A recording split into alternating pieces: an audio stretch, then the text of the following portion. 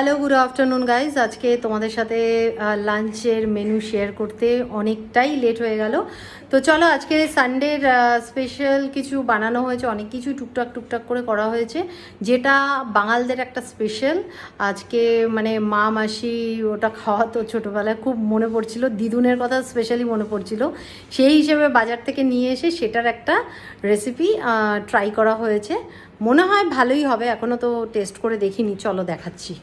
তো গাইজ, এটা হচ্ছে সেই স্পেশাল রেসিপি আজকের। এটা হচ্ছে ওল কচু বাটা। এর মধ্যে নারকেল আছে, একটু সর্ষে দিয়েছি, সব অল্প অল্প। এটা হচ্ছে আমাদের বাঙালিদের একটা স্পেশাল। তো এটা হলো। এরপরে আছে হচ্ছে এঁচোড় দিয়ে চিংড়ি মাছ করা হয়েছে, এটা একটু মাখা মাখা করা হয়েছে।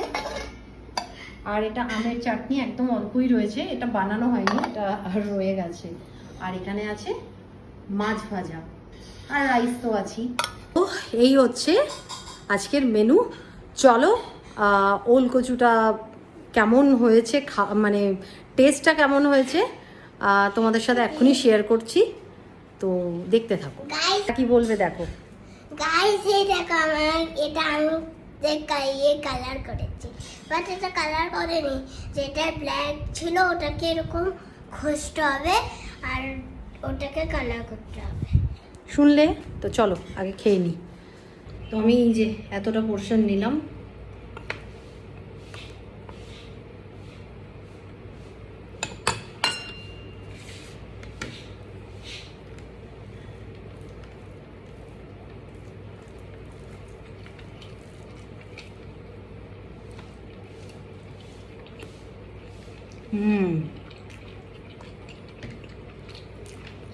অ্যাকচুয়ালি লঙ্কা এখন খেতে পারছি না বলে তাই কাঁচা লঙ্কা দেওয়া হয়নি, নালে দিতাম।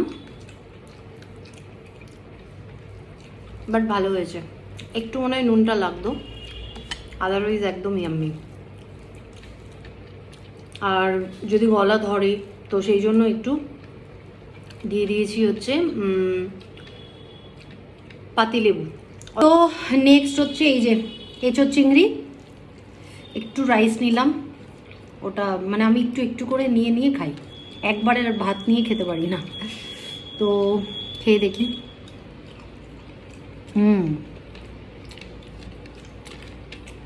এটা নুন মিষ্টি সব একদম পারফেক্ট।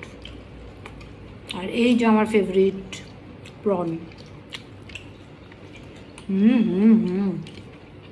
লাগলে লাইক করে দিও, সাপোর্ট করে দিও।